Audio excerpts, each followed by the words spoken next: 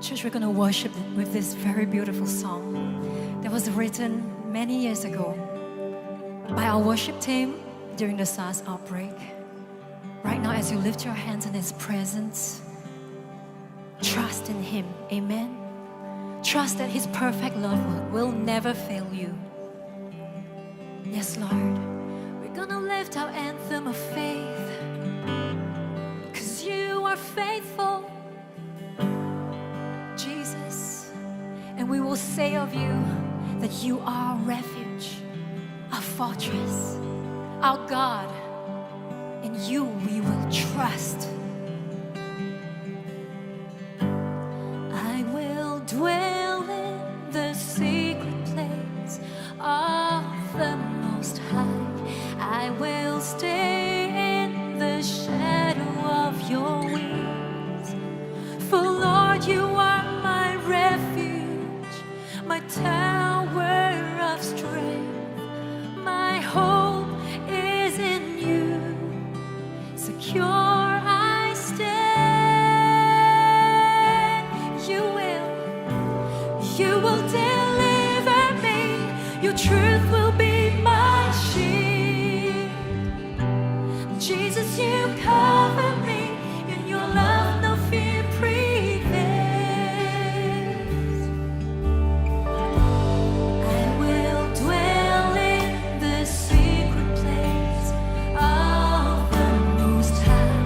I will stay in the shadow of your wings.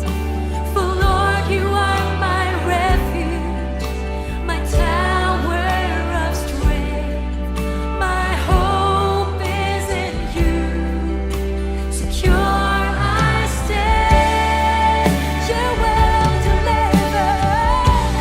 You will deliver me. Your truth will be my shield. Jesus, you cover me. In your love no fear prevails. You will deliver. You will deliver me. Your truth will be my shield. Jesus, you cover me. In your love no fear prevails. No evil, no terror, no arrow, no plague shall ever come near me. For you are my safety, my hiding place. Jesus, I trust in you. Just declaring no evil, no evil, no terror, no arrow, no plague shall ever come near me. For you are my faithful God. For you are my safety, my hiding place. Jesus, I trust in you. I trust. Yes, Lord, because of His, because I'm fierce to you, Lord. We will trust. We will trust. Jesus, our refuge and tower. Just sing it right now. For Lord, you are my refuge, my tower of strength. My hope is in you. Secure I stand. For Lord, you are my refuge, my tower of strength. My hope is in you. Secure I stand. You will deliver me. Your truth will be my shield. Jesus, you cover me. In your love no fear prevails.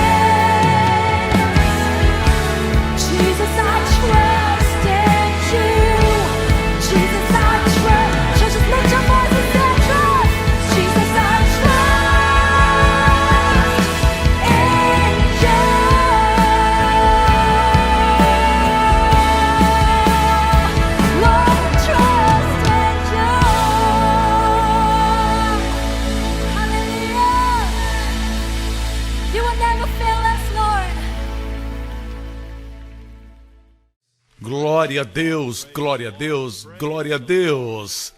Aleluia! Vamos abordar agora uma série de mensagens sobre o Salmo 91. Nós já fizemos isso em 2003 e também em 2003 nós tivemos um incidente, não somente um incidente nacional, mas um incidente internacional, quando a gripe asiática ceifou muitas vidas. O mundo que nós vivemos hoje, quando não é terror, são pragas. Se não são pragas, existe mortandade mesmo no ar e na comida que comemos. Mais do que nunca, nós temos extrema necessidade de proteção divina. E para nós reconhecermos isso, precisamos nos humilhar e dizer com toda a minha inteligência, com todas as minhas qualificações, com todos os meus títulos ao meu nome, somente Deus pode me colocar no lugar certo, na hora certa. Eu preciso de Deus. Eu me lembro do que Deus disse para Nabucodonosor, que ele era a cabeça de ouro da estátua que havia visto no sonho, interpretado pelo profeta Daniel. E ele disse para ele: eu te dei domínio, te dei poder. Na verdade, naquela época, ele era mesmo chamado Rei dos Reis. Porque Israel se rebelou e cometeu idolatria, Deus transferiu o domínio para outro. Deus queria que Israel dominasse o mundo com justiça, verdade e equidade. Mas Israel adorou ídolos e Deus enviou profeta após profeta, Isaías, Jeremias, e eles recusaram ainda assim, e Deus disse: bem, eu vou transferir o domínio do mundo. Aí vem a história de Nabucodonosor, rei da Babilônia. E essa estátua fala a respeito do cativeiro babilônico. Eles levaram os filhos de Israel, todos eles cativos, e depois disso, depois do rei Nabucodonosor, vieram os medo-persas, depois dos medo-persas vieram os gregos, Alexandre o Grande, depois vieram os romanos, e este foi o tempo quando Jesus nasceu em Israel. E a Bíblia diz que nos dias do fim, o Império Romano reviverá. E o Império Romano será composto de parte do Oriente Médio e da Europa, e será os Estados Unidos da Europa. Tudo está na profecia bíblica. Mas a Bíblia diz que existe proteção. Quando eu digo proteção, não tenha ideia de que você nunca vai sofrer qualquer coisa. O que nós não vamos sofrer são as coisas que Jesus levou por nós na cruz. Uma coisa a Bíblia diz e até promete é que nós sofreremos perseguição como crentes. Você vai ser desprezado, vão zombar de você, o mundo os odiará. Jesus disse na sua oração: o mundo os odiará porque pertencem a mim. O servo não está acima do seu mestre, e se eles odiaram o mestre, eles vão te odiar. Amém? O mundo tem ódio por tudo que é bom. Amém? Houve um tempo quando éramos do mundo. Hoje nós estamos no mundo, mas não somos do mundo. Portanto, não tenha a ideia de que você nunca vai ser perseguido. A Bíblia promete que nós, que vivemos piamente, sofreremos perseguição. Mas Jesus disse: pulem de alegria. Quando os homens disserem todo o mal contra vós por minha causa, porque grande é o vosso galardão no céu. Isso não quer dizer que você vai receber galardão só quando morrer e for para o céu. Significa que o seu galardão começa no céu e você vai ter um galardão que é feito no céu. E um galardão implica que você fez alguma coisa. Deus vai galardoar você por isso.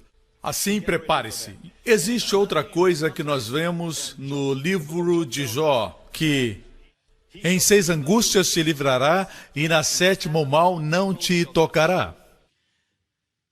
Algumas vezes nós temos angústias e perguntamos: onde está a proteção? Agora, se você está em angústia, seja um prognóstico ruim ou você esteja numa situação ruim, onde você foi despedido do seu trabalho, seja qual for o caso, já aconteceu. Não pergunte onde está a proteção, porque de alguma coisa Deus quer livrar você. Te livrar quer dizer que você já está em algum problema. Escute-me. Mas a Bíblia diz que na sétima o mal não te tocará. Eu não posso te dizer quando vai ser sua sétima vez. Mas a Bíblia promete que em algumas coisas ele livra você, e algumas coisas ele continua livrando você, mas algumas coisas o inimigo não pode tocar em você. Eu creio que os números têm um significado na Bíblia. Eu creio que estamos chegando no 7º dia. E nenhum mal vai nos tocar. Posso ter um amém? Uma vez mais, vamos todos olhar para o Salmo 91. Nós lemos o Salmo todo na semana passada e é muito importante e imperativo que estejamos cientes das promessas do Salmo 91. Lembre-se disso, o Salmo 91 começa com os nomes de Deus no Antigo Testamento. Aquele que habita no esconderijo do Altíssimo, a sombra do Onipotente descansará. Nós mencionamos semana passada que o esconderijo do Altíssimo é Elion. E esse nome foi mencionado pela primeira vez na história de Abraão, certo? Abraão voltou da guerra com os reis. Ele entrou nessa guerra para soltar seu sobrinho Ló, que havia sido cativo. E ele voltou com os despojos, porque Deus tinha dado uma grande vitória, ele e os seus servos. E quem o encontrou? Essa pessoa chamada Melquisedeque, que mais tarde a Bíblia diz que é nosso Senhor Jesus Cristo. Ele não tinha pai nem mãe, não pais terrenos, e não tinha princípio nem fim, amém? Como filho de Deus. Alguém pode dizer que ele não é uma aparição pré-encarnada e é uma pessoa real. Seja qual for o caso, a Bíblia diz que esse Melquisedeque não tinha pais, não tinha início nem fim, e ele é o nosso Senhor Jesus Cristo. Deus disse a Jesus que ele era um sacerdote eterno segundo a ordem de Melquisedeque. Existe uma diferença entre o sacerdócio levítico, que somente Israel conhecia. Israel não conhecia o sacerdócio de Melquisedeque. No sacerdócio levítico, quando você obedecia, Deus te abençoava. Quando você guardava a lei, Deus a abençoava. Se você obedecia, tinha bênçãos. Se você não obedecia, tinha maldição. Quando Melquisedeque apareceu para Abraão, a sua primeira palavra foi... A primeira palavra desse sacerdote rei, porque Melquisedeque quer dizer sacerdote rei. Certo? Literalmente rei de justiça. E ele era sacerdote, assim ele é rei sacerdote.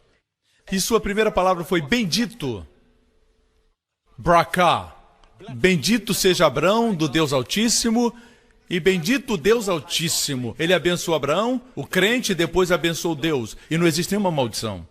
Assim, quando o Pai disse para Jesus, depois da sua ascensão, tu és sacerdote eterno, segundo a ordem de Melquisedeque, significava bênçãos e nenhuma maldição. Posso ter um amém? A Bíblia diz que Abraão respondeu, na verdade, deixe-me dizer que Melquisedeque, nas suas mãos, tinha pão e vinho. Ele trouxe o pão e o vinho. E por que isso é importante? Porque essa é a primeira vez que Elion aparece. Bendito seja Abraão, do Deus Altíssimo, de El Elion. Todas as vezes que qualquer coisa é mencionada pela primeira vez na Bíblia, isso é muito importante, muito mais o nome de Deus. Assim, a primeira vez que Elion é mencionado tem a ver com a Santa Ceia, com reis e sacerdotes do Novo Testamento, com Abraão, um crente na fé. Isso é redundante, crente na fé, mas se você é crente, você tem fé, amém? O que estou dizendo é que todos nós somos um novo concerto. E então... ele trouxe pão e vinho, a ceia do Senhor. Isso é saúde. Então Abraão respondeu com o dízimo. Isso é riqueza. Ninguém mandou ele dizimar. Isso foi 400 anos antes dos mandamentos terem sido dados e dos outros mandamentos que também incluem o dízimo na lei. Mas esse episódio aconteceu antes da lei, mas ele conhecia o dízimo. Isso tem a ver com o nome El Elion. O que estou dizendo é que o esconderijo do Altíssimo, o Senhor me disse, vejamos o próximo versículo, a sombra do Onipotente, a palavra aqui é Shaddai. E Shaddai foi mencionado pela primeira vez para Abraão também, quando ele tinha 99 anos. Quando ele apareceu e disse, eu sou Deus Todo-Poderoso. Em hebraico, El Todo-Poderoso. El é Todo-Poderoso. Todo-Poderoso, que aqui é Shaddai. Amém? Todo-Poderoso Deus, aquele que supre tudo, aquele que dá tudo, aquele que tem todos os recursos, amém? El Shaddai, quando ele tinha 99 anos, E essa é a razão porque Deus apareceu para ele finalmente como El Shaddai. Depois de 13 anos, ele tentou produzir resultados pela lei, por Agar. Abraão sabia que Deus era poderoso, mas não sabia que ele era todo-poderoso. Deus esperou até que ele não pudesse mais produzir. Quanto a gerar filhos, então Deus disse, você conhece o poderoso, agora você vai conhecer o todo-poderoso. A primeira menção é na vida de Abraão. Assim o Senhor me disse que a primeira menção do Altíssimo e a primeira menção do Shaddai, e Deus disse o que está no meio. Assim, a primeira vez que o Elion é mencionado, nós temos Gênesis 14. Então, 15, 16. No 17, Deus aparece como Todo-Poderoso El Shaddai. E Deus diz, descubra o que acontece nesses 2 capítulos, você saberá onde é o esconderijo do Altíssimo. Aquele que habita no esconderijo do Altíssimo, El Elion, descansará à sombra do Onipotente, Shaddai. Assim aqui está a sombra. E nós vimos na semana passada que o primeiro capítulo 15 fala a respeito da justiça pela fé.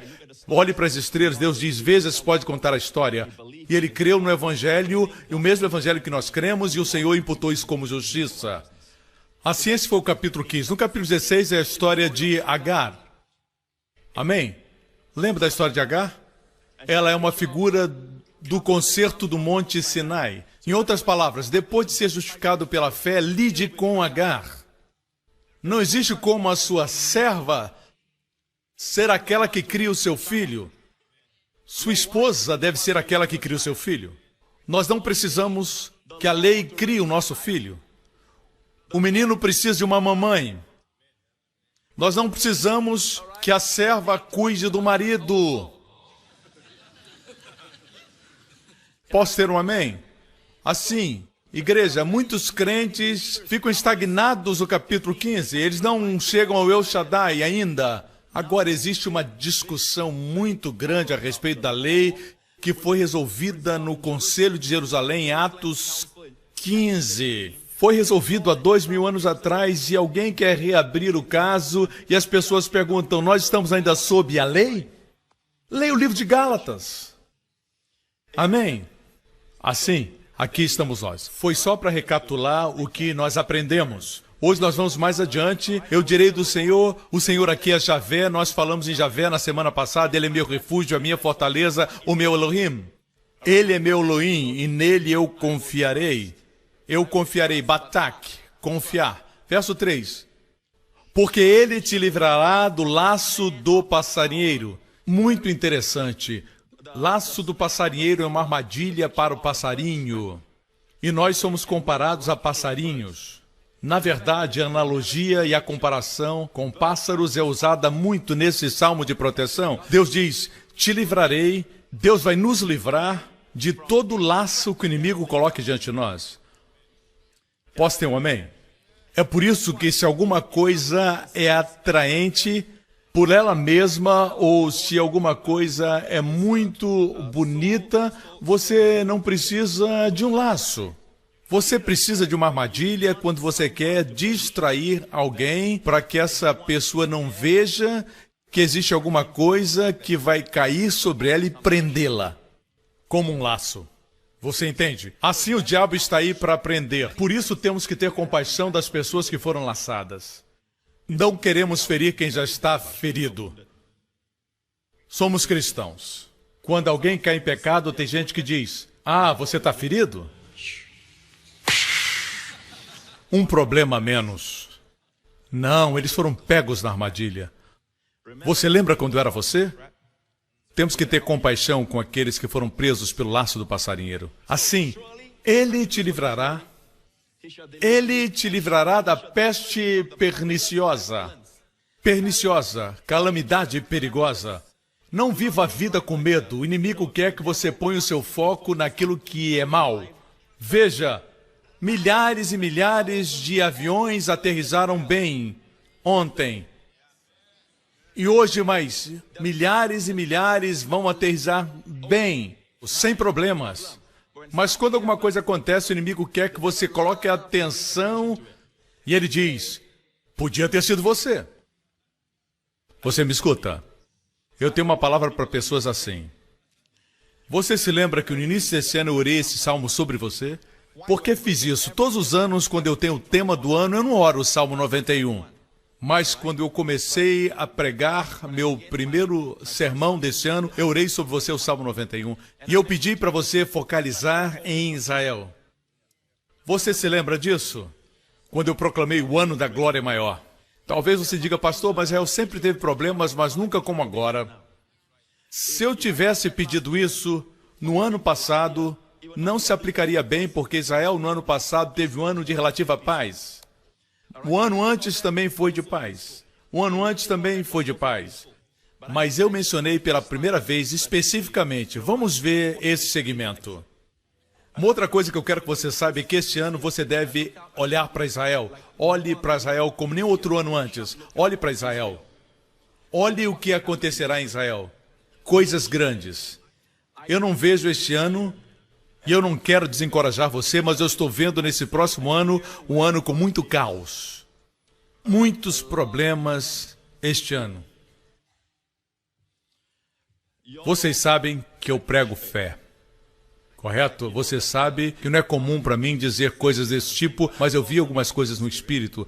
É isso que eu sempre faço, eu gasto tempo com o Senhor para o tema do ano, e quando eu vejo essas coisas, eu tenho que ser honesto e dizer o que eu vi. Mas o Senhor sempre tem a resposta. No final do sermão, 5 de janeiro, eu orei o Salmo 91 sobre você. É tempo de estudarmos o Salmo 91. Deus já nos preparou, Deus já nos disse o que vai acontecer. Precisamos orar por Israel também, porque nem tudo está resolvido e problemas podem surgir de outras frentes. Assim, estamos experimentando tudo isso. Você não está feliz de que existe um esconderijo para tempos como estes? Amém? Vivemos um momento neste mundo quando existem promoções para usar este produto ou aquele produto, mas tudo é dinheiro. Você sabe, esse creme para isso, esse creme para aquilo. Existe uma pessoa que nunca vai querer tirar nada de você para se beneficiar. Ele ama você, repito, ama você e protege você e a sua família. Ele é o único que você pode confiar. Ele não tem estratégia de marketing. Amém? Tudo que ele diz, ele cumpre. Ele não dá promessas vazias. Ele respalda as suas promessas.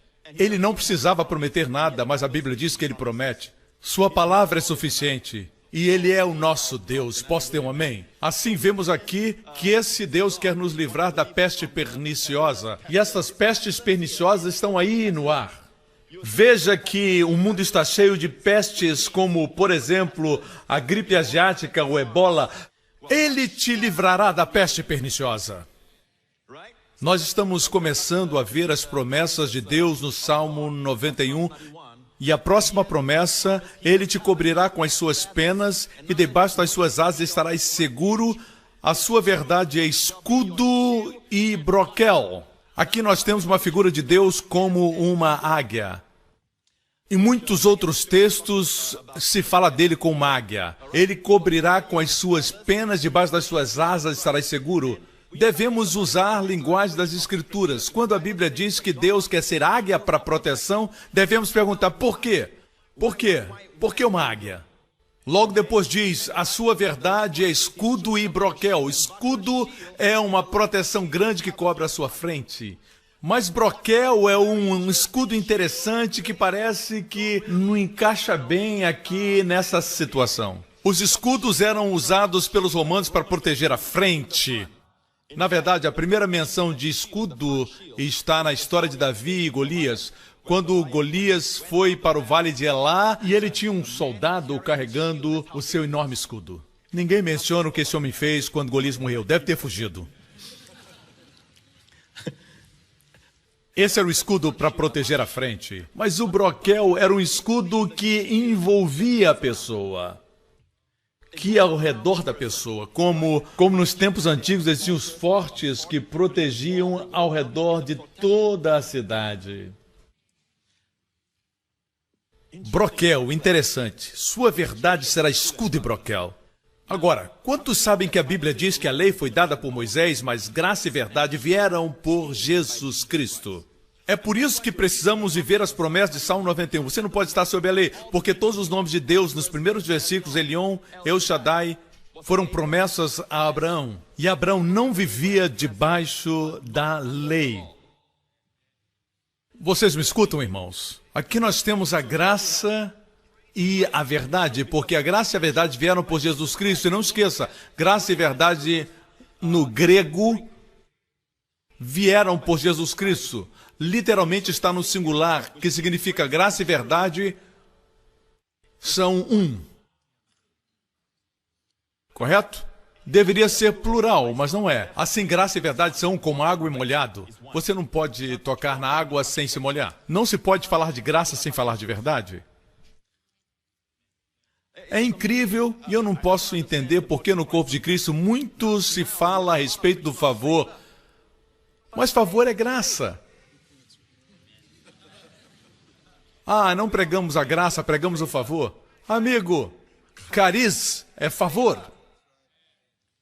Amém?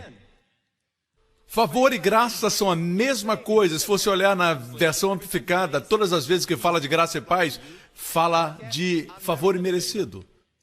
Favor imerecido. Amém? É graça. Se pregar em algum lugar que as pessoas não aceitam a graça, pregue sobre o favor. E ainda vai pregar sobre a graça. A verdade é essa.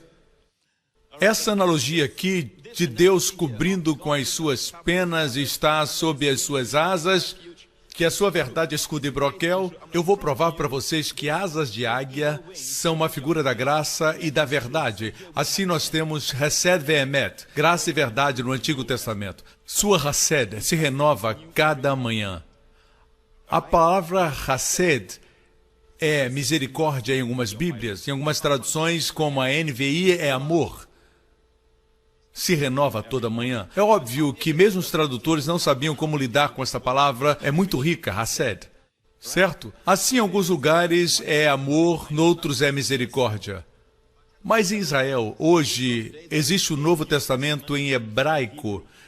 Eu examinei o Novo Testamento e perguntei ao meu amigo para abrir em João 1,17, onde diz que a lei foi dada por Moisés e graça veio por Jesus. Eu olhei, eu conheço um pouquinho, e eu vi que é Hesed ve'emet. A mesma Hesed que vem das misericórdias que se renovam todas as manhãs. Davi disse, sua Hesed é melhor do que a vida. Que Hesed veio por Jesus Cristo e é a verdadeira Hesed. Eu disse, é a verdadeira Hesed. Ok? Amém? Aqui, uma vez mais, nós temos Hesed ve'emet. E como eu sei? Porque a palavra penas é em hebraico. E sobre suas asas é kanaf. Kanaf é interessante, porque no último capítulo, no livro de Malaquias, diz que aqueles que temem o meu nome, sobre eles brilhará o sol da justiça e trará salvação debaixo das suas asas. Asas é kanaf, literalmente. Hoje os rabinos dizem que o manto da oração é o kanaf, as asas. Não esqueça que Jesus disse que eles alargam as franjas das suas vestes, mas eles não têm poder. Não compre um manto de oração, porque não existe poder nisso. E é isso que significava quando aquela mulher veio a Jesus e o tocou, porque ela sabia que o Messias é o Filho da Justiça, e quando a justiça fosse pregada, revelaria o Filho, e então as pessoas seriam curadas e receberiam. Assim, Evrá é penas, Kanaf é asas. Nós temos uma referência em que os dois estão presentes, Deuteronômio 32. Em Deuteronômio 32, temos o Cântico de Moisés. Moisés ia passar para estar com o Senhor. Israel entraria, depois da sua peregrinação, entraria na terra prometida através do rio Jordão. E Deus disse para Moisés, vou te dar um cântico, eu quero que o povo cante essa canção nos dias que virão e nas gerações de gerações, e se alguma coisa acontecer com eles, eles cantarão essa canção e vão se lembrar de mim. Era um cântico para Israel. E parte da letra diz isso, como a águia desperta o seu ninho, se move sobre os seus filhos, estende as suas asas. Asa aqui é kanaf. Toma-os e os leva sobre as suas asas, ou penas, que é Evrá. Aqui nós temos duas referências e um versículo. Aqui está falando de como Deus os tirou do Egito. Os tirou com asas de águia. Quando preparava esta mensagem, o Senhor me disse para dizer a vocês que Ele ainda nos carrega em asas de águia, quando eles voam. Não tem como falar em voar com asas de águia, com a mãe águia, certo? No chão somente. Não existe águia assim. Não tenha medo de voar. A promessa aqui é que você voará e não morrerá, em Salmos 91. Ok? E aqui, se isso não é o suficiente, está falando a respeito da história de Israel, como começou. Versículo seguinte diz que o Senhor os tirou e não havia com eles Deus estranho. E no 13 diz que Ele os fez cavalgar sobre as alturas da terra. Você sabe o que é cavalgar? Naquela época se cavalgava sobre um cavalo, mas cavalgar nas alturas, eu creio que aqui existe uma profecia escondida. E Moisés, durante o tempo de Moisés não existiam aviões, mas no nosso tempo sim, Deus promete que o seu povo vai voar nas alturas da terra.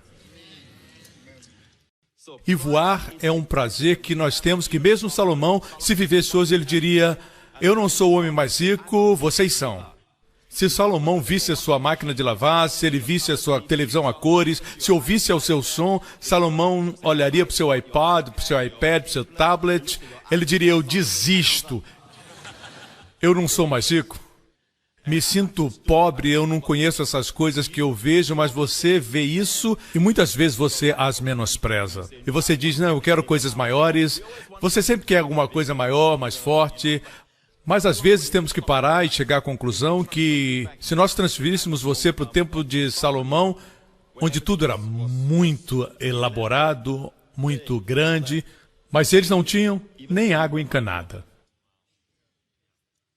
O que você precisa para ser feliz? Amém? Eu não estou falando com vocês. Eu estou falando com Singapura. Parem de reclamar. Comece a viver, comece a aproveitar a vida. Aleluia. Estou falando com o mundo. Amém? Em algum momento temos que parar de reclamar dos nossos filhos e começar a curti-los. Corrigi-los, sim. Mas corrigi-los é como retirar dinheiro do banco. Para cada retirada na máquina, você tem menos e menos. Deposite mais. Depósito é bom. Depósito é curti-los mais. Dizendo boas palavras, os encorajando. E quando chega a hora de retirar, nós retiramos como pais. Não é tão difícil. Você não fica sem crédito. Correto? Este é um lindo cântico. Veja isso. Eu vou provar para você que as asas de águia são a graça. Em Êxodo 19, você sabe que Êxodo 19 vem antes de Êxodo 20? Que revelação! Em Êxodo 20 encontramos os 10 mandamentos. É aí que encontramos os 10 mandamentos. Amém? Onde você encontra os 10 mandamentos? Agora, Êxodo 19, Deus os trouxe, eles vieram do Egito algumas semanas antes, e Deus os trouxe para o Monte Sinai, e Deus os disse... Correto? Deus chamou Moisés da montanha e Deus disse: é isso que dirás aos filhos de Israel. Vós tendes visto o que fiz aos egípcios, como vos levei sobre asas de águia e vos trouxe a mim. Deus queria que eles continuassem na aliança com Abraão. Deus os trouxe não porque eles eram bons, mas porque Ele é bom. Deus não abriu o mar vermelho porque eles eram fiéis, mas porque Ele era fiel. Eles murmuravam em todo o caminho, cada lugar eles reclamavam. Deus não os trouxe e nem adocicou as águas amargas de Mara porque eles eram obedientes, mas porque Deus estava mantendo a aliança com Abraão, que era incondicional. E agora Deus diz: continue nessa aliança, a graça os trouxe até aqui, graça os levará para o lar. E nós vemos aqui que as asas de águia são esse período. Deus está dizendo, do Egito até o Sinai, eu os levei nas asas da águia. Em outras palavras, o período da graça é o período das asas de águia. Em outras palavras, quando eu estou sob a graça, eu caminho muito mais rápido. Eu progrido muito mais rápido. Amém? Eu cresço muito mais rápido. Minhas bênçãos me ajudam, facilitam as coisas e as coisas são mais rápidas. Se você estudar cuidadosamente a jornada do Egito ao Monte Sinai, era impossível chegarem lá em 50 dias. Impossível. Sem chance nenhuma. Mesmo caminhando. Mas a Bíblia diz que as suas pernas não incharam. durante os 40 anos. Agora estou falando desse período, Egito até o Sinai. Em outras palavras, eles não percebiam, mas caminhavam, e subitamente mais montanhas tinham sido passadas. Era uma caminhada sobrenatural. É como estar nas asas das águias. Assim Deus vai carregar você em asas de águias. Vocês me escutam? Você está feliz por isso? Amém? Esse é o período da graça. E a ideia aqui é trazer você para mim mesmo. A forma como Deus nos traz para Ele mesmo é que Ele revela-se a si mesmo em toda a sua bondade, em toda a sua beleza. Isso é lindo. Ele foi o primeiro a entrar na arca de Noé. Ele foi e disse, entra na arca, tu e a tua família. Está seguro, entra com a tua família. E depois das águas baixarem, ele disse, saiam da arca. Ele foi o primeiro a entrar e o último a sair. E eu sempre digo que o herói faz assim. Ele é o primeiro a entrar e o último a sair, tendo certeza que estão todos seguros.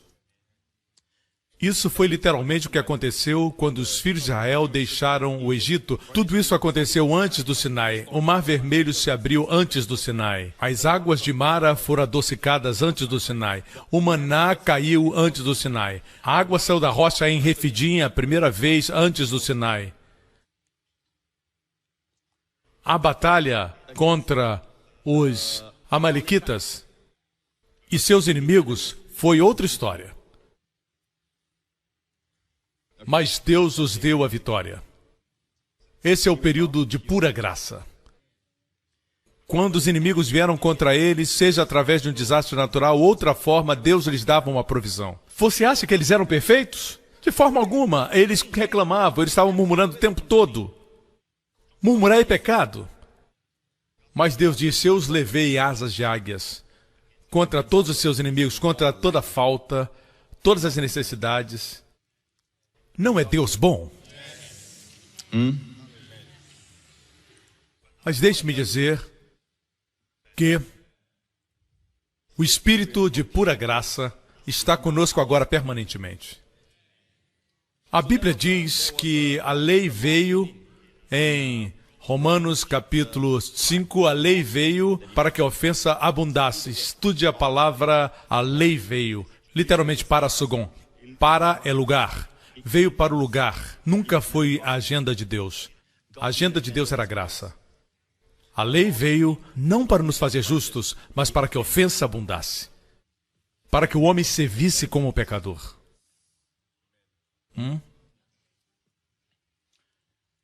Dessa forma, esse é o momento das asas de águias. Finalmente, eles disseram, eles se orgulharam.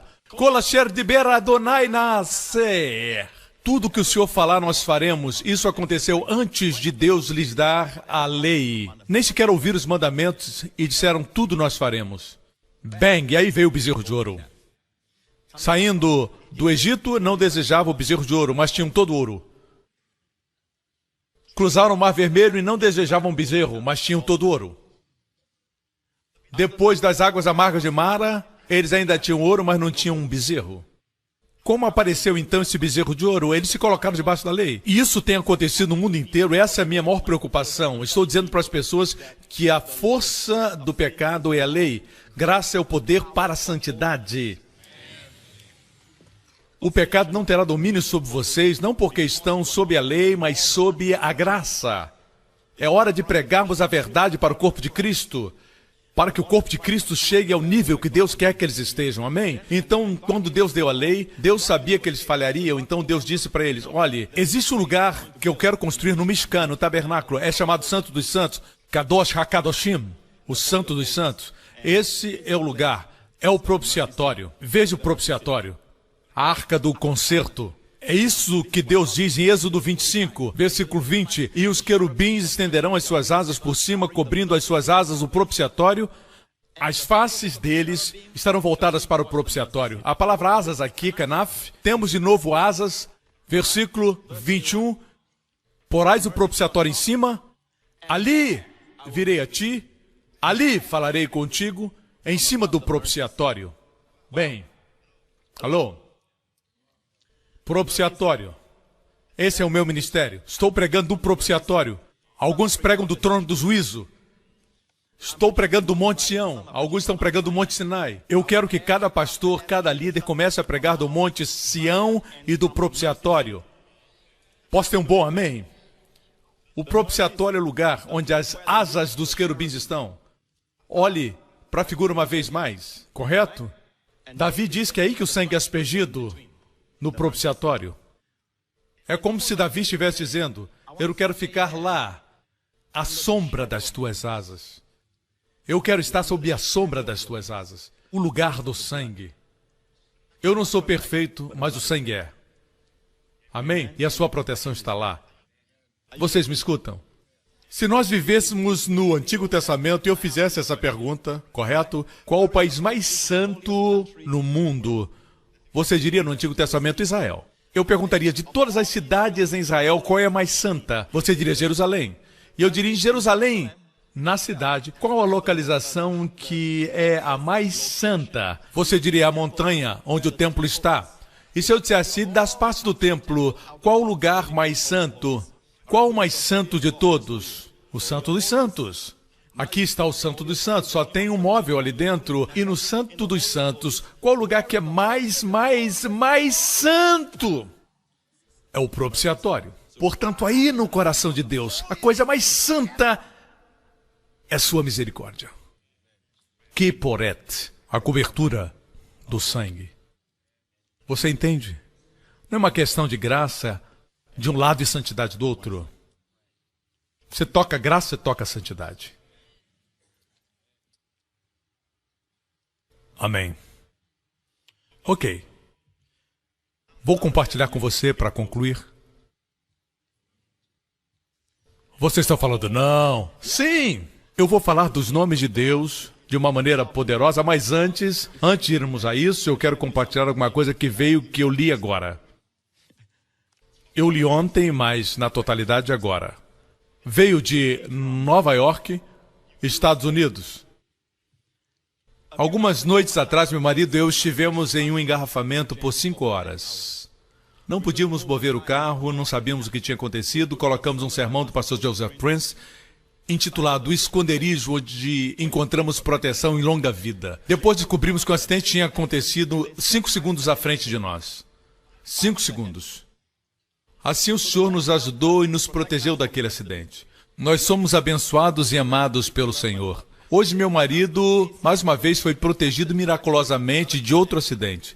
Parece que o motorista teve um ataque cardíaco e desmaiou. Isso provocou um engavetamento e todos os carros na frente e atrás tiveram os motoristas levados para o hospital. Apesar de tudo, meu marido está completamente são. Apesar de ele ser um excelente motorista, ele sabe que não pode receber o crédito. Tudo aconteceu tão rápido que ele não podia reagir. Na verdade, cremos que foi o Senhor que o protegeu uma vez mais, porque naquela manhã ele estava lendo o devocional pelo pastor Prince, que citava referências bíblicas do Salmo 91, que diz: Ele te cobrirá com as suas penas e debaixo das suas asas estarás seguro. Você conhece o versículo. Verdadeiramente não existe lugar mais seguro no universo do que sob as asas do Salvador. Que bendita certeza nós temos em saber que mesmo que exista destruição ao nosso redor, sempre existe um refúgio e um conforto no Senhor, e Ele é a paz e a proteção e o suprimento. Essa senhora não sabia que eu ia pregar nessa série. Ela nem sabia que o seu testemunho seria usado para falar do Salmo 91. Eu contei semana passada a respeito da irmã que estava no hotel Ritz, em Jakarta. É ali que eu estaria. Eu sempre prego lá na igreja em Jakarta e sempre me colocam no hotel Ritz-Carlton, em Jakarta. E em 2009, ou 2008, ou 2007, não sei, aconteceu um ataque terrorista. Ele entrou no restaurante, na hora do café da manhã e se detonou. Era um suicida e uma das irmãs que estavam ali, ela estava lá naquele momento e ela estava exatamente atrás da coluna quando explodiu a bomba. E ela estava declarando o Salmo 91. E ela me escreveu que ela tem o costume de, quando se levanta pela manhã, ela reivindica o Salmo 91. Isso é que é estar no lugar certo, literalmente na hora certa. Minha esposa e eu já demos esse testemunho 3 anos atrás, e eu ia começar a pregar sobre a visão do ano. E naquela semana, nós fomos jantar bem tarde e a praça de alimentação estava muito vazia. Muitos lugares para sentar e nós sentamos num lugar. Somente alguns restaurantes estavam abertos, nós fizemos o nosso pedido. Enquanto estávamos comendo, esse homem veio até nós. Ele caminhou para onde estava a Wendy e eu, pegou uma garrafa de cerveja que tinha sido deixada lá. Era tarde, os faxineiros já tinham saído. E ele pegou aquela garrafa, veio até nós. Eu vi de relance, mas não deu tempo para reagir. E tinha uma coluna onde nós estávamos comendo, correto? E ele quebrou aquela garrafa na coluna, mandando cacos para todos os lados. Eu me assustei porque ele estava tão perto de nós que eu e o Wendy ficamos assustados e eu ia me desviar. Só um pouquinho. Eu sei que a igreja me perdoa, correto? Se eu estivesse sozinho, tudo bem, mas minha esposa estava lá, meu filho. Amém? A gente tem que ser homem. Às vezes tem que brigar para ser um homem. Não. Eu não estou mandando você brigar, só estou dizendo que eu quase briguei. Vocês não são religiosos. Na verdade, eu fiquei de pé, certo? E o sujeito olhou para mim, caminhou rapidamente e eu não pude pegá-lo. Cacos para todos os lados, eu pensei que o Wendy tinha sido atingido ou eu tinha sido atingido. Eu não percebi por causa da adrenalina. Eu estava tentando ir atrás dele, mas estava preocupado com ela. Eu olhei, tinha cacos para todos os lados, mas então percebemos que ao nosso redor existia quase, e o Wendy é testemunha, quase que um círculo. Os vidros pararam. Como se existisse um círculo, dizendo, daqui não passa. E talvez você se lembre que eu compartilhei o tema do ano 3 anos atrás. Esse foi um dos testemunhos. Às vezes as pessoas dizem assim, eu sou um motorista cuidadoso, pastor. Não põe sua confiança nisso. Você pode ser cuidadoso, mas tem bêbados. Tem motoristas adolescentes, gente que corre muito. Não é sua culpa. Eu disse, não é sua culpa. Tem coisas que acontecem que não são sua culpa. Você acha que eu pegaria um vidro e quebraria para ver se Deus ainda me protege? Isso é tolice. Você entende? Não use minha mensagem para fazer estupidez. A Bíblia diz que quando Jesus era um bebê, ele estava sob uma ameaça, os pais obedeceram o sonho. O sonho dizia, leve o bebê para o Egito. Assim eles trouxeram Jesus para Alexandria, no Egito. Eu creio que foi Alexandria. Assim foi lá que eles ficaram até que Herodes morreu. Isso é sabedoria. Eu acredito que o Senhor protegeria o menino Jesus. Mas isso é sabedoria para não chamar atenção. É sabedoria, no momento certo, distanciar-se de problemas. Você não pode colocar sua mão dentro de um balde de cobras e dizer, pegarão serpentes. O que você quer que escrevamos no seu túmulo? Qual o epitáfio que você quer? Estava errado. Certo? Nós já mencionamos os nomes de Deus, é assim que vou concluir. Nós falamos os nomes de Deus. Aqui nós temos no versículo 1, El Elyon, nós temos Shaddai, nós temos Yahvé, nós temos Elohim. Todos esses nomes são muito importantes porque quando Deus apareceu a Moisés, Deus disse, quando eu apareci a Abraão, Isaac e Jacó, pelo meu nome, Javé, eu não fui conhecido deles. Mas por meu nome, El Shaddai. Assim, Abraão, Isaac e Jacó conheciam mais a Deus com El Shaddai do que com Javé. Mas quando estudamos a vida deles, Yahvé era mencionado. Eles chamam o nome de Javé, mas ainda assim a revelação de Javé não era forte. Assim, estudar os nomes é importante. Cada nome tem seu significado. Posso ter um amém? Assim nós temos Altíssimo, Todo-Poderoso, Senhor e Elohim. E no último versículo, Salmo 91, aqui nós temos alguma coisa que Deus me deu muitos anos atrás. Nunca escutei ninguém pregar sobre isso, mas as pessoas dizem que os nomes de Deus estão no versículo 1 e 2, mas no último versículo tem o nome de Deus. Dar-lhe-ei abundância de dias e lhe mostrarei a minha salvação. O Salmo termina com Jesus literalmente. Minha Yeshua em hebraico. Esse é o nome Yeshua. Você pode ver isso? Temos El Elyon, temos Shaddai, e cada nome tem o seu significado, como por exemplo, Davi diz para Golias: hoje o Senhor te entregará nas minhas mãos para que toda a terra saiba que existe um Deus. A gente lê e diz, não tem nada aí. Para nós a palavra Deus é Deus, mas no hebraico, correto? Hoje, Yahvé, o Deus do concerto, entregará você nas minhas mãos para que toda a terra saiba que existe um Elohim em Israel. Existia uma mão de proteção sobre eles, apesar de não conhecerem Deus mais. De certa forma, não era o seu povo, eram pelo concerto, mas não o conheciam. A história de Esther é assim. O nome de Deus não é mencionado na história de Esther, nenhuma vez. O nome de Deus não é mencionado na história. Mas ele trabalhava por detrás das cenas. Deus não podia se apresentar, porque eles viviam no período de Lo-Amim, não eram seu povo.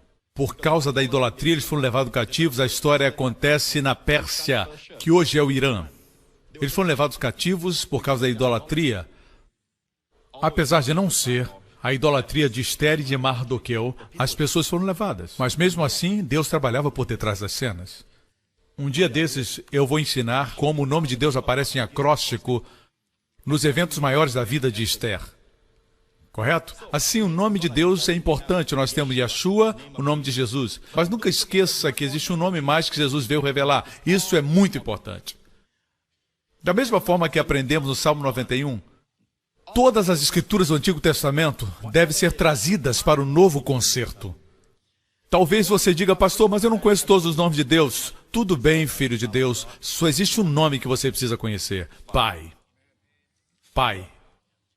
E esse nome denota família. A Bíblia diz que você não pode chamar Deus de pai a não ser que você tenha recebido o espírito de filiação. Quando você diz pai, todos os temores desaparecem. Veja, volte para o versículo que fala das penas. Versículo 4. Ele te cobrirá com as suas penas, e debaixo das suas asas estarás seguro, a sua verdade escudo e broquel. Agora podemos dizer que graça, suas asas são graça, toda a dispensação da graça e verdade. Assim nós dizemos, Haser Vehemet. Agora, como ele pode dizer, aquele que habita no esconderijo do Altíssimo, a sombra do Onipotente descansará? Vem aqui, irmão. Fique de pé aqui. Agora você está debaixo da minha sombra. Agora está debaixo da sombra. Antes estava debaixo do cuspe. Agora está sob minha sombra. Veja, porque você veio para perto. Ele veio para perto. Obrigado. O versículo 4 diz, ele te cobrirá com as suas penas. Estar sob as suas penas significa o quê? Proximidade. Você não pode pegar o Salmo 91 e dizer, eu reivindico essa promessa, eu reivindico essa promessa. Isso não é o que Deus quer que você se aproxime dele. Não diga, vou recitar 5 vezes, 5 vezes é o número da graça. Agora, o Senhor está obrigado a me proteger. Algo acontece, você fica com raiva. Não é assim que isso acontece. Não, isso fala de relacionamento. Fala de habitar sob a sombra. Fala de estar sob as asas, sob as penas. Jesus chorou sobre Jerusalém e ele disse assim em Mateus, ó Jerusalém, Jerusalém, que matas os profetas e apedrejas aos que te foram enviados. Quantas vezes eu quis juntar os seus filhinhos como a galinha junta os seus pintainhos sob as minhas asas, mas vocês não quiseram. A vossa casa ficará deserta. Não diz aqui que foi ele que a fez deserta. Deus não fez a casa deserta. Eles deixaram a casa deserta. Porque eu vos digo que desde agora não me vereis mais até que digais bendito que vem em nome do Senhor. Hoje em Israel existe um ditado que se fala muito. E Jesus prometeu que quando Israel dissesse bendito é aquele que vem em nome do Senhor, ele retornaria. E em hebraico é Baruch Haba, bendito seja, Bashem Adonai. Baruch haba Bashem Adonai. Literalmente, bendito aquele que vem no nome do Senhor. Aqui fala de intimidade. Lembra quando você era pequeno? E trovejava à noite, e você estava no seu quarto, quando tinha medo, o que fazia? Você ia brincar com seus brinquedos? Não. Você corria para o quarto do papai. E você pulava na cama. E o que você fazia? Você ia para debaixo das asas da mamãe. Certo? Você se escondia lá. E depois de um tempo, você dormia profundamente. Você não tinha que aprender os 7 passos para vencer o medo. A presença dos seus pais, pais que o amavam, você tem que ser assim. A última coisa que uma criança quer é correr para o quarto de um pai abusador e levar uma surra. Assim, alguns são feridos porque o nome pai traz a ideia de dor. Lembra rejeição, dor e abuso? Quero te dizer que esse Pai Celestial ama você. E Ele quer ser como uma águia, como uma galinha. Jesus diz, como eu gostaria de juntar-vos sob minhas asas. E Ele chorou, e eu creio que Ele viu o holocausto, não somente o que aconteceu no ano 70, mas Ele viu o futuro. E Ele disse, não quisestes. Quer dizer, nós devemos querer estar debaixo das suas asas. Ele disse, a última parte do versículo 37 diz, e tu não quiseste. Você quer ser protegido? Você quer estar próximo a Ele? Você quer ter a Ele como refúgio? Eu não sei você. Amém, pastor? Eu e a minha casa, nós dizemos amém. Agora, igreja, proteção no nome do Pai é surpreendente. Jesus disse na oração sacerdotal, vamos escutar um pouquinho. Vamos escutar. Vamos escutar o que Jesus orou na oração sacerdotal. Vejamos João 17. Jesus orou, eu já não estou no mundo, mas eles estão no mundo, e eu vou para ti, Pai Santo, guarda em teu nome aqueles que me deste, para que sejam um assim como nós. Guarde-os em teu nome. O único nome que Jesus veio revelar é Pai. Isso os entregou, foi oferecido primeiro ao povo judeu. Eles disseram, ei, não se preocupe com o que é a vez de comer, ou de beber, ou vestir, porque o vosso Pai Celestial conhece que tens necessidades. Se o vosso Pai vestiu os lírios dos campos, que hoje existem e amanhã não, quanto mais Ele não vestirá vocês? Ei, homens de pouca fé!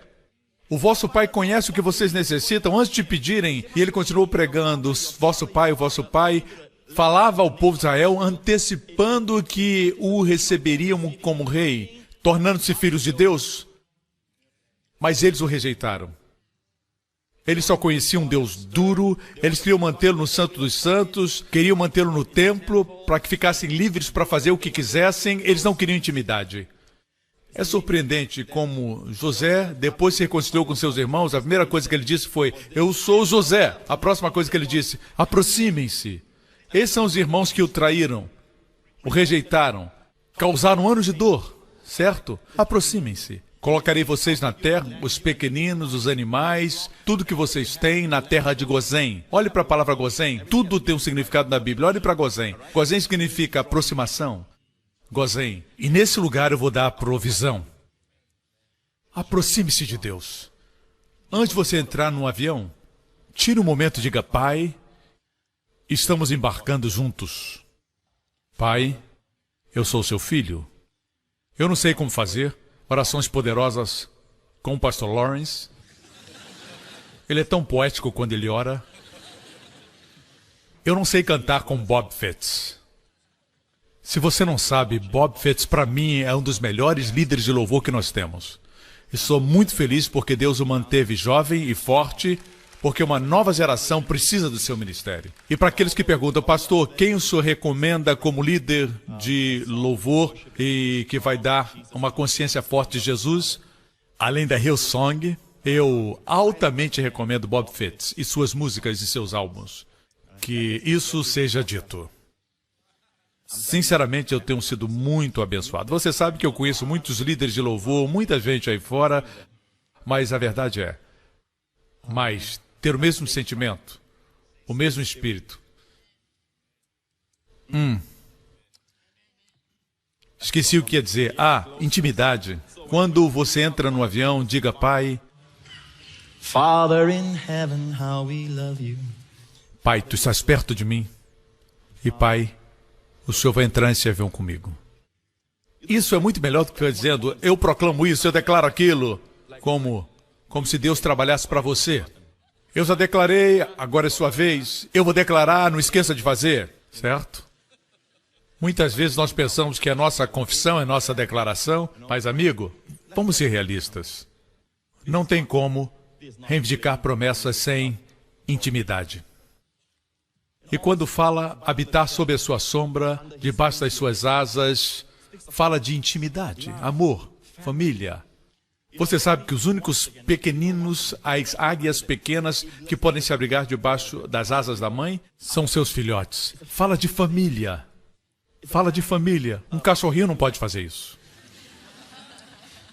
Correto? Assim, o amor da mãe é o amor que mais se parece com o amor de Deus, mas o amor de Deus é maior. Deus ama aqueles que não são amáveis, aqueles que não são seus. Quando Ele os salvou, eles não eram seus.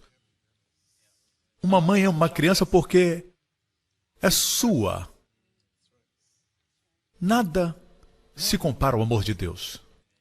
Jesus diz, guarda-os no teu nome, isso é proteção no nome do Pai. Enquanto estava no mundo, os protegi no teu nome. Sabe como os protegeu? De se desviarem, certo? Teria sido pior para Pedro, teria sido pior para os outros, em termos de desviar-se, se Jesus não os lembrasse. O Pai ama vocês, o Pai entende vocês, o Pai sabe o que necessitam. Assim que os guardou, pastores e líderes, é assim que devemos guardar o povo? Seu Pai, Pai Celestial. Não diga somente Deus, Deus. Muitas vezes você diz Deus, sim. Mas Ele é o Pai de vocês. Quando encontrar alguém que está desviado, diga para ele, eu vim te encontrar porque o seu Pai me enviou. Melhor ainda, Jesus disse para os judeus, o Pai conhece o que necessitam. Diga, o Pai me enviou aqui. Amém? Em Israel eles dizem, como é que você é tão feliz? Eles dizem de nós, nosso povo. E eu digo para eles, o Pai de vocês e o Deus de vocês nos enviou. Vocês parecem ser ricos. Eles pensam que somos ricos. Parecemos ricos. Eu acho que eles pensam assim porque nós não comemos somente um peixe de São Pedro. Comemos 2. 3. Certo, Matthew? Assim é melhor você falar do Pai, mesmo que eles não sejam salvos ainda. Amém? Existe uma hora quando você pode dizer, se você não é salvo, Ele é seu Deus agora, mas Ele quer ser seu Pai. Dizer em fé como Jesus fez. Durante o tempo de Jesus dos Evangelhos, ninguém era nascido de novo. Assim Ele orou por Israel e Ele dizia, nosso Pai. Ele orava, nosso Pai que está nos céus. E ninguém podia dizer, meu Pai. Depois que foram salvos, podiam dizer, meu Pai. Você entende? Se torna individual. O espírito da filiação. Vamos descer. Não peço que os tires do mundo, mas que os livres do mal. Outra tradução diz, do mal que está no mundo. Não são do mundo, como eu do mundo não sou.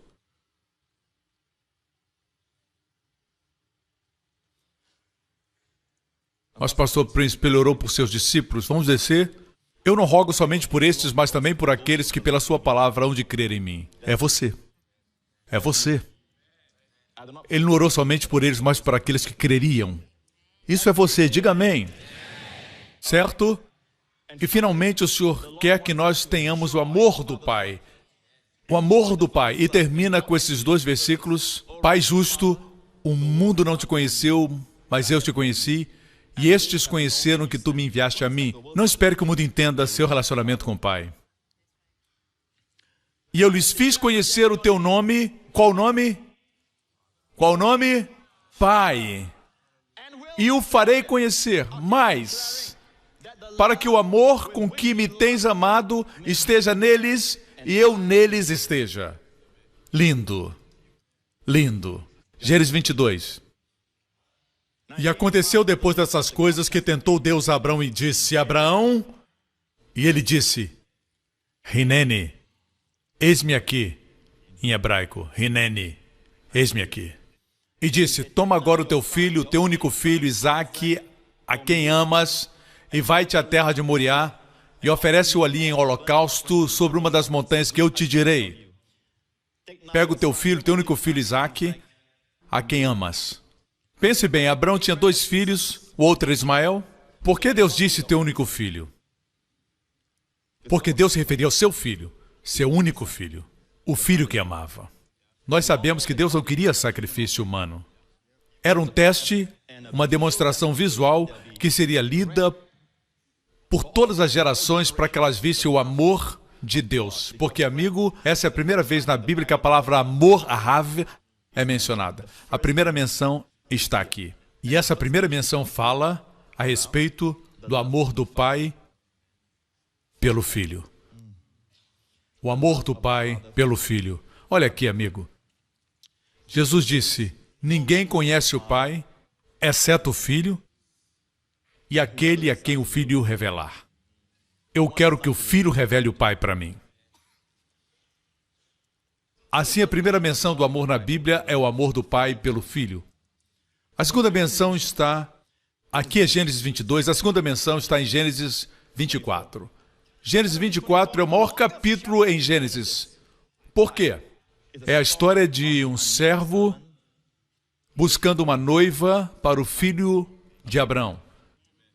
E essa história tem durado 2000 anos. Deus está preparando uma noiva para o seu filho. É uma noiva maravilhosa. É a história de Rebeca em Gênesis 24. A história de Rebeca é a história da igreja.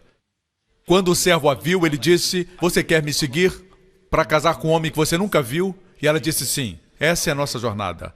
E da sua bolsa ele tirou todo o ouro, braceletes de ouro, são os dons do Espírito Santo, o dom da fé, a operação de milagres, curas. Ele colocou ouro no seu nariz, naqueles dias era uma decoração linda. Nariz é discernimento, a palavra do conhecimento, a palavra da sabedoria. Finalmente, ela trouxe as suas madrinhas com ela. Elas viajaram dias e dias antes de chegarem. Essa é a nossa jornada hoje, igreja.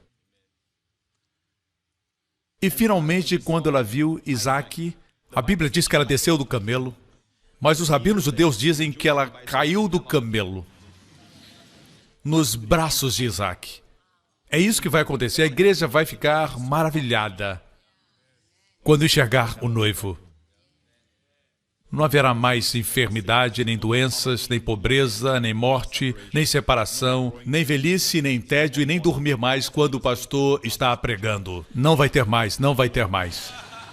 Não vai ter mais.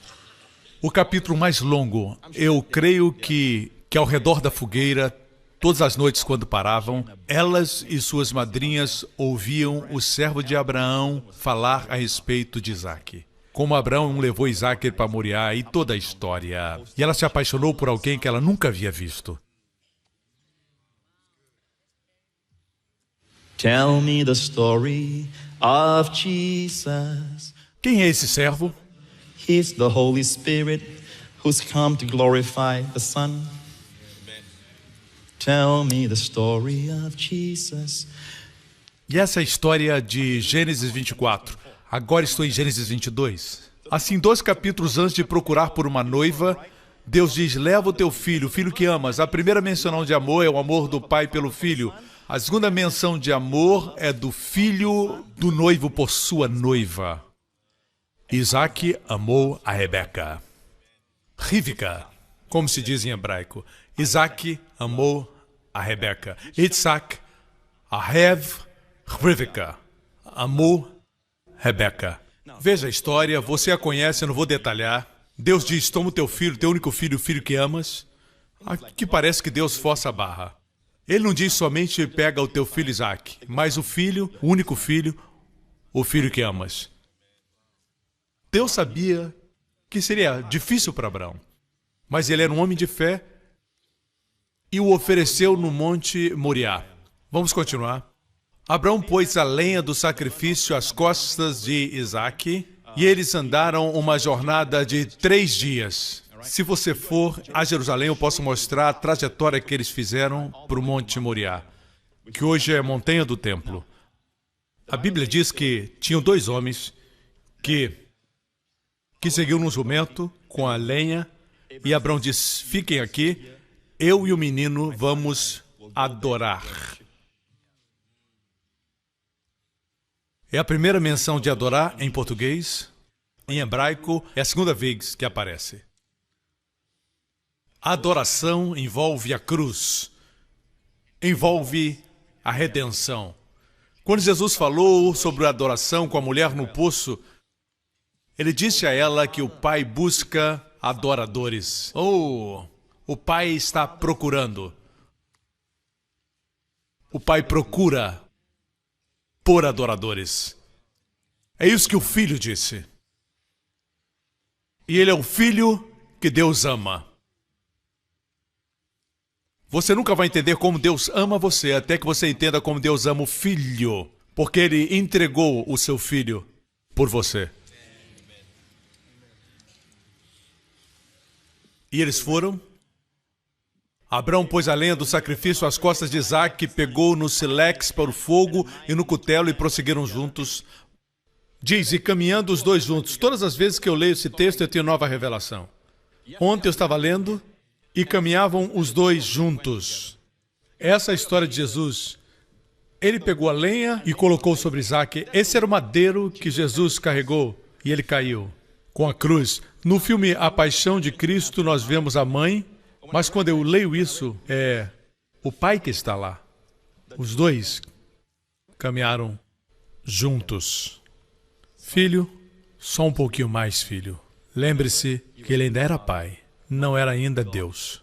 Mas na cruz, quando ele se tornou pecado, aí existia uma distância, ele era Deus. Aqui ainda era o pai, eu creio que foi o pai que o ajudou. E disse, vamos, filho, vamos.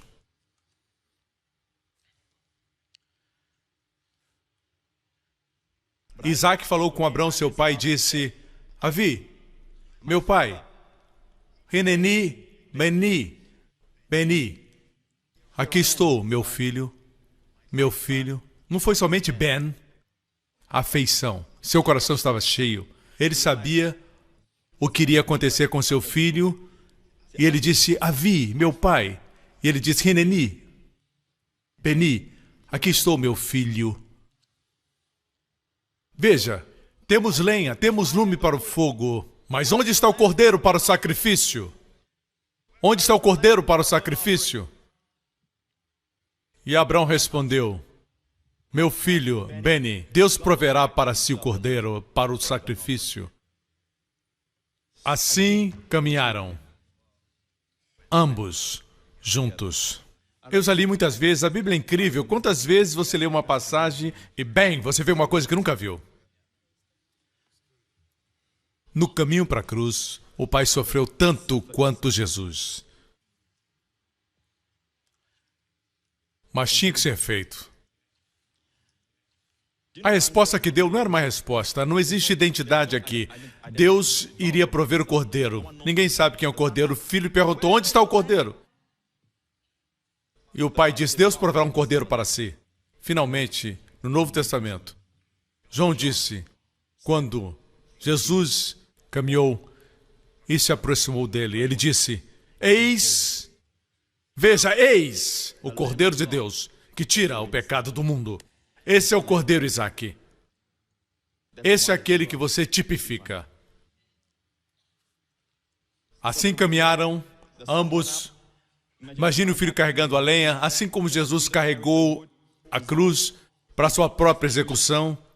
Instrumento de morte, o filho carregou a lenha e colocou lá. Deve ter sido difícil para Abraão. Provavelmente ele cobriu os olhos do menino e quando ele ia enfiar a faca, Deus disse, Abraão, Abraão. Ele disse, sim, Senhor, não estendas a tua mão sobre o moço. Agora eu sei que tu temes a Deus, porque não negaste o teu filho, teu único filho. Veja, como nós sabemos que Deus nos ama? Porque Ele não poupou seu filho, seu único filho, por mim, por nós. A única diferença é essa. Deus poupou o filho de Abraão. Deus poupou aquele velho da dor de perder seu filho. Mas Deus não poupou seu próprio coração disso. Ninguém saberá quanto custou esse amor. Jesus, no jardim de Getsêmani, antecipando o sofrimento, ele suou ali sangue pelo que ia acontecer. Que pensamentos terríveis! O Filho de Deus deve ter tido o Deus Santo, perfeito, 3 vezes santo, pensar que se tornaria pecado por nós, o fez suar gotas de sangue. A ciência médica diz que os capilares estouram com intensa pressão.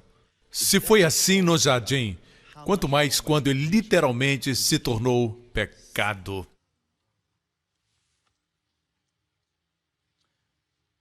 E ele disse, olha para trás de você. E ele olhou, e eis um carneiro atrás dele, travado pelas suas pontas num mato.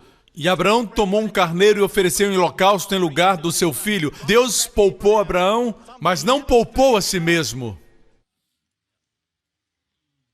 Eu estava lendo isso, e eu sempre pensei que a razão por que o cordeiro estava preso, e é verdade, é porque Deus queria uma oferta sem mancha e sem qualquer machucado. Se o carneiro estava preso, e se ele cortasse a sua pele delicada, não seria uma oferta perfeita. Mas estava preso pelos chifres. Mas veja bem, carneiros não são ingênuos. Cordeirinhos, sim. Carneiros, não, são maduros. Ele se prendeu porque quis. Ele se entregou. Eu creio que Jesus não brigou para não ir para a cruz. Quando a cruz foi colocada no solo, ele surpreendeu a todos. Eu não creio que ele foi como ladrão que foi puxado, empurrado. Não, Jesus entregou-se.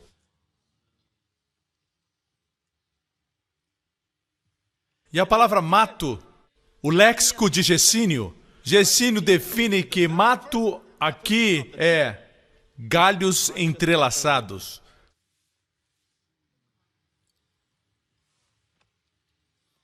Galhos entrelaçados é esse mato.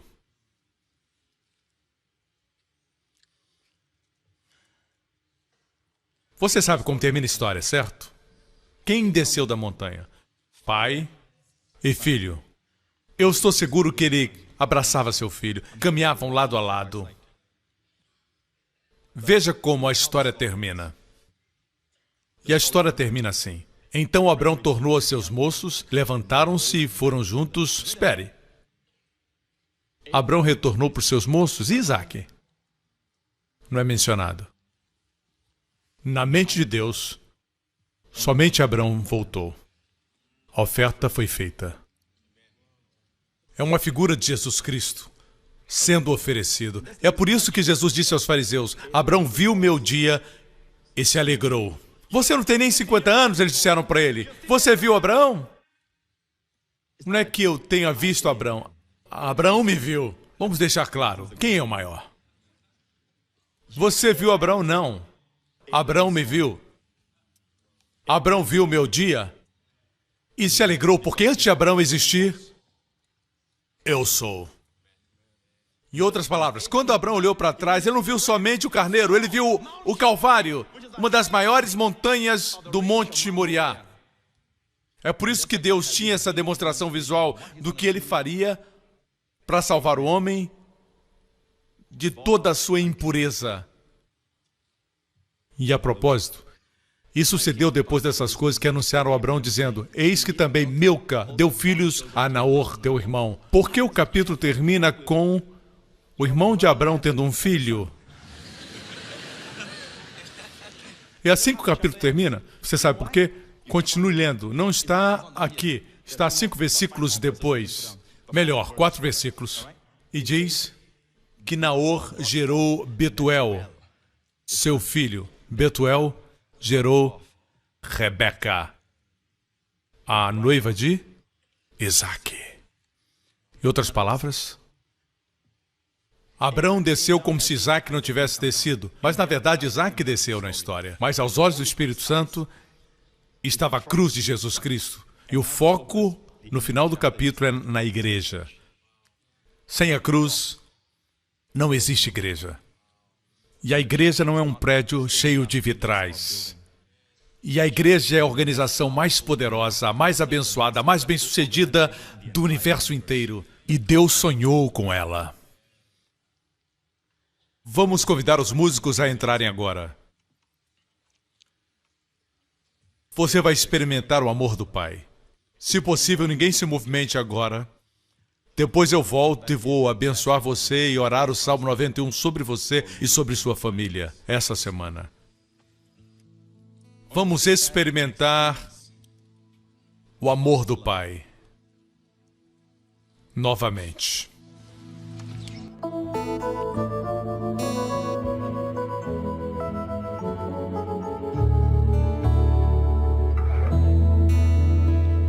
Oh, this must be the hardest hill I've ever climbed. For I must sacrifice you, promised son of mine. And so I go to worship with you by my side, and trust a sacrifice He will provide. And though I cherish you, I must now offer you to Him who is the giver of all good things. And though I cherish you, I will now offer you. For surely He will raise you up again.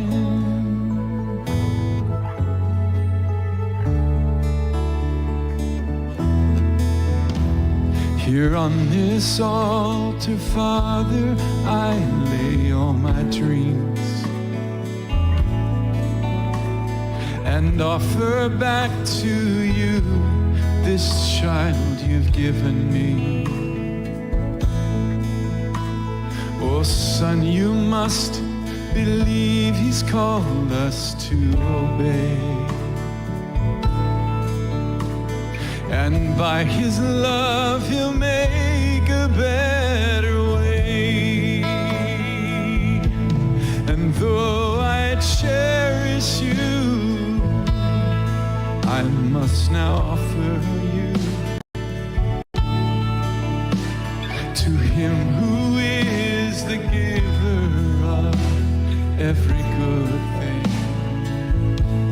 And though I cherish you, I will now offer you. For surely He will raise you up again. Oh, Abraham, oh, Abraham,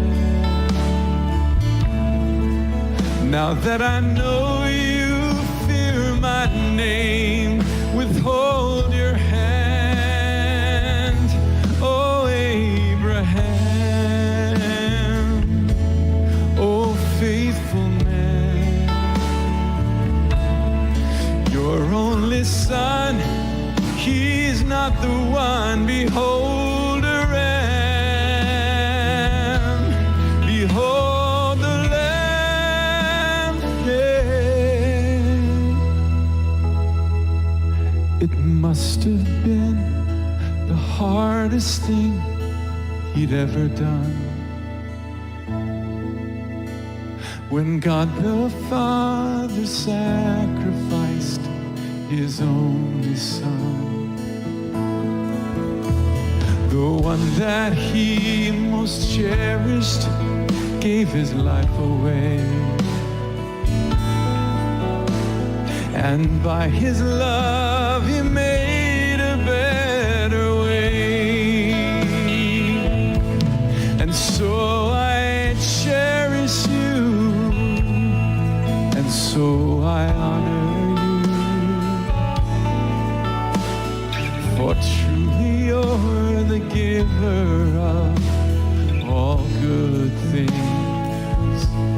And so I cherish you, and so I honor you.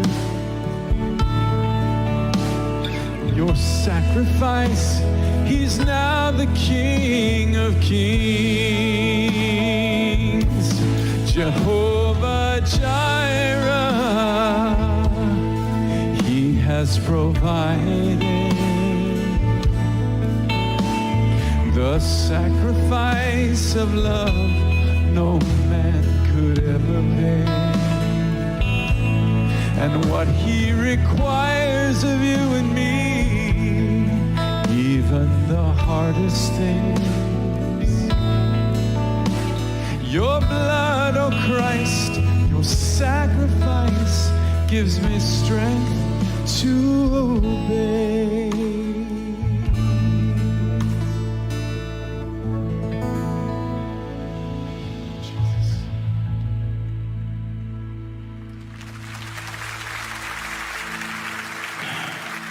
Isso é lindo. Porque Deus amou o mundo de tal maneira. Amou você, que Ele deu o seu Filho unigênito para que todo aquele que nele crer não pereça. Todo aquele inclui todos. Ninguém é deixado de fora. Não importa quanto você tenha se envolvido com o pecado, seu amor te alcança ainda mais. Seu amor é maior do que todos os seus pecados. Sua graça é maior do que todos os seus fracassos. Não estou pedindo que você abrace uma religião. Não é uma religião.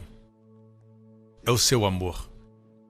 Eu estou te pedindo para abraçar um Salvador que deu sua vida por você na cruz e por todos os seus pecados. Eu te peço que abrace um Pai que ama você, mesmo antes que você o conhecesse. E se esse é você, onde você está, faça essa oração do seu coração agora. Diga: Pai Celestial, eu ponho a minha confiança na obra que Jesus fez. Na cruz, Cristo levou todos os meus pecados. Ele não tinha pecados nele mesmo, mas foram os meus pecados que Ele levou. Foram os meus pecados que o fizeram sofrer. Obrigado, Pai, por o levantar dentre os mortos, como uma declaração que todos os meus pecados foram tirados. Jesus Cristo é meu Senhor e Salvador, agora e para sempre, em nome de Jesus. Obrigado, Pai, eu sou salvo, eternamente salvo, grandemente abençoado, altamente favorecido e tão amado. Em nome de Jesus. Amém. Fique de pé agora. Receba o amor do Pai. Amém. Não deixe que as chamas desse amor, o fogo desse amor esfrie. É por isso que estamos declarando o Salmo 91, que não é uma fórmula, é o amor de Deus. Nessa próxima semana, o Senhor Deus, o Pai, abençoe você e a sua família com todas as bênçãos de Abraão, as bênçãos de Deuteronômio 28. E o Pai, Ele mesmo, proteja você e os seus pequeninos. Proteja a sua família de todos os perigos, de todos os males, de todos os acidentes, de toda enfermidade e doença, do homem mau, dos poderes das trevas, dos poderes do maligno. O Senhor faça a sua face brilhar sobre você. O Senhor Jesus brilhe na sua vida e te conceda favor, abundância de favor. Que o Senhor, o Espírito Santo, levante a sua face sobre você e seus amados durante esta semana e lhe conceda sua shalom, bem-estar, saúde e plenitude. No nome do Senhor Jesus Cristo, e todos digam amém. Aleluia. Deus abençoe a igreja. Lembre que você não sai daqui sozinho. O Pai está com você. Deus o abençoe. Obrigado por sintonizar no programa de hoje. Esperamos que tenha sido uma bênção para a sua vida. Para mais informações sobre o programa da Igreja New Creation, acesse o site ncctv.org.sg. Lá você poderá se inscrever para receber um devocional diário do pastor Joseph Prince. Seja incentivado e fortalecido todos os dias e saiba o quanto Deus lhe ama através desses devocionais. Acreditamos que o seu dízimo pertence à igreja que você frequenta e oramos para que você seja grandemente abençoado, altamente favorecido e profundamente amado.